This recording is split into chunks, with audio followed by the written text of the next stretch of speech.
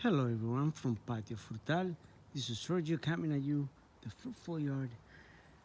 Today, well, this is what's left of one of my young pawpaw trees.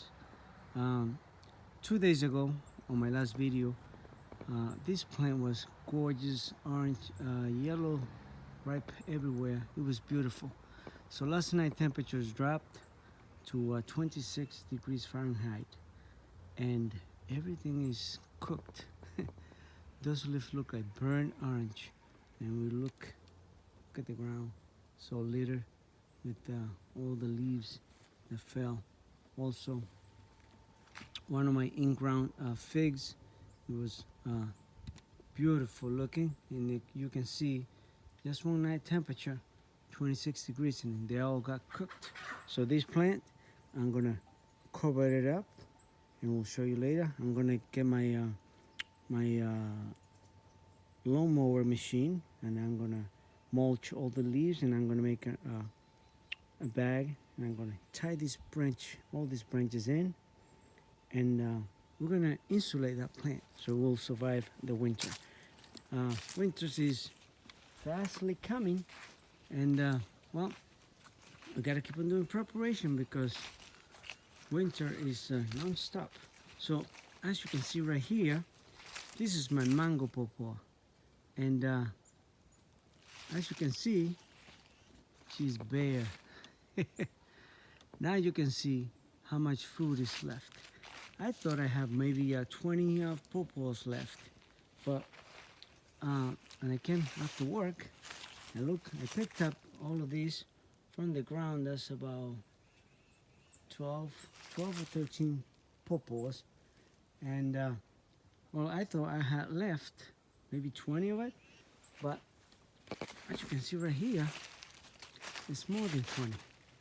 Look at this. Look at these beautiful, beautiful bunches of pawpaws.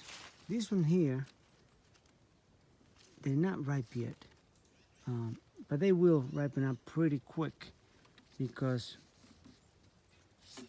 oh, sorry, I wasn't focusing.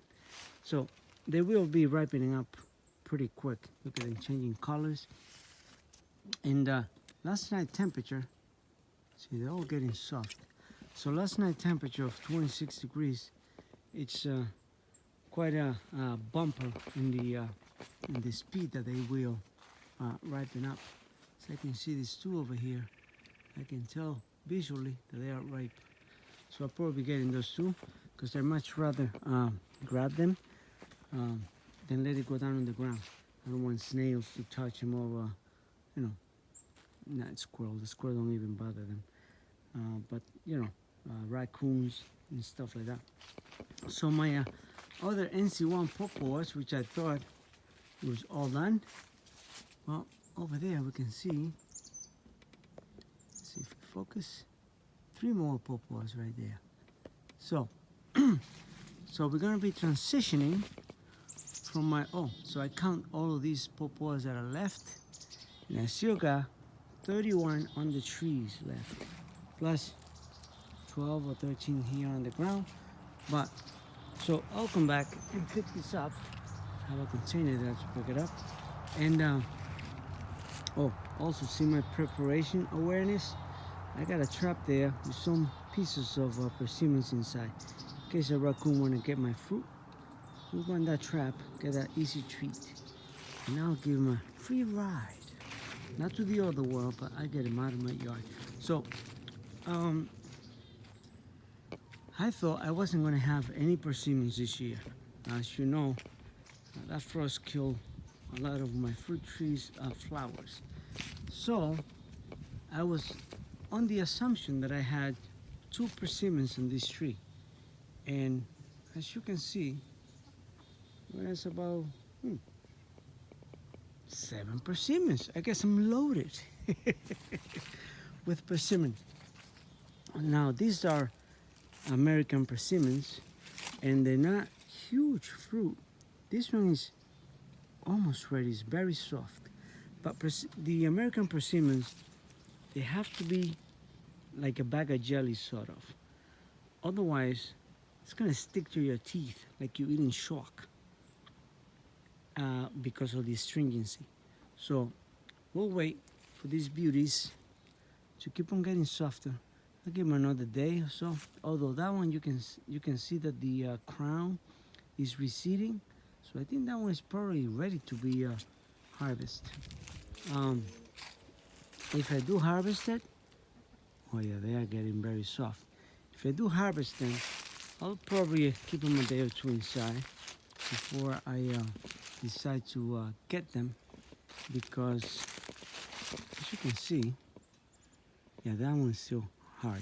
So they are getting ready to be devoured, because I will eat them. And they are, the American persimmons are, as you know, they're astringent, but they are quite delicious. They are much, they taste, how do you say it? The taste is quite different than the Japanese persimmon. The Japanese persimmon are crunchy, and you can eat them when they're yellow like this. Crunchy and very sweet. It's slightly sweeter than this. Slightly. These are much sweeter, and their flavor is much more complex. The American persimmons is much more complex in flavor, and it's very delicious. And it's just, you know, that's all you gotta do. You just have to wait until they get very jelly soft, and don't be impatient with them, because although these are soft to the touch, you can see my finger. It just dents right in. You still find the stringency sometimes. So this particular plant kind of gets like a purple hue when they are ready to be harvested. So I'll be having those persimmons pretty soon. So now that all my pawpaw leaves are falling down and season is coming to a close pretty soon, so what I want to inform a lot of people is that the pawpaw leaves are great for tea.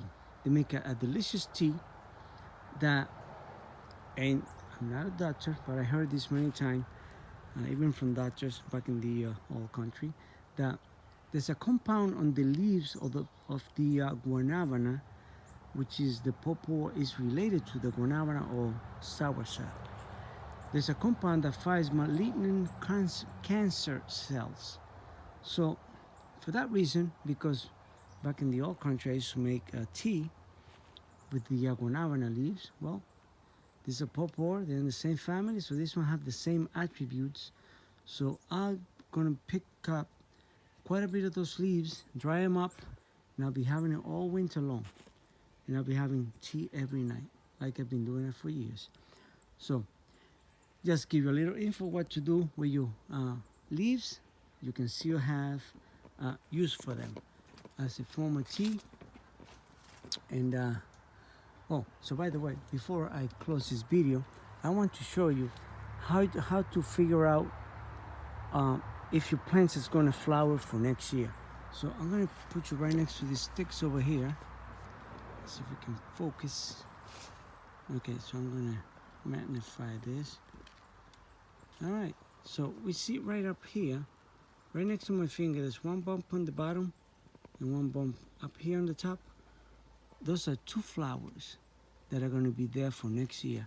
And the little branch, let's find the little branch right here.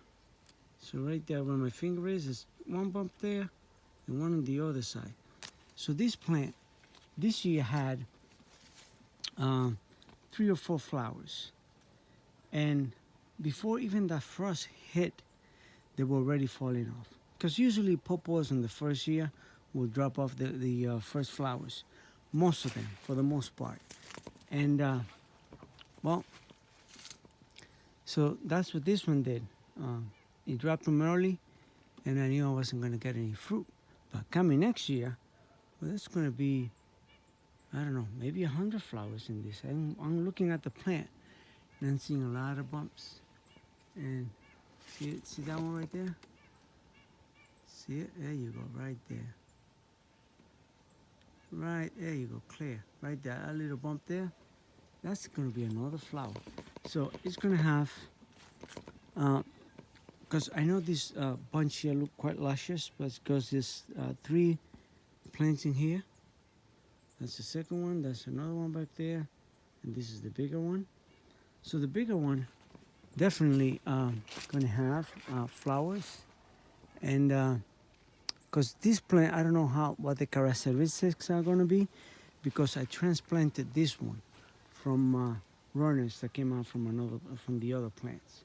So we don't know how great they're gonna be, but they still will be edible. They're not gonna be like you say, oh, I can't eat that. Well, let me tell you, pawpaws are all delicious, and there's a lot of different variants out there that you can always opt for. But if you get a runner and they grow, you for sure are gonna get some fruit. So there you go, guys. From Patio Frutal. I hope you like, share, subscribe, leave me a comment, leave a thumbs up, all the good stuff. So leave me a comment, and you have a great evening. Bye bye.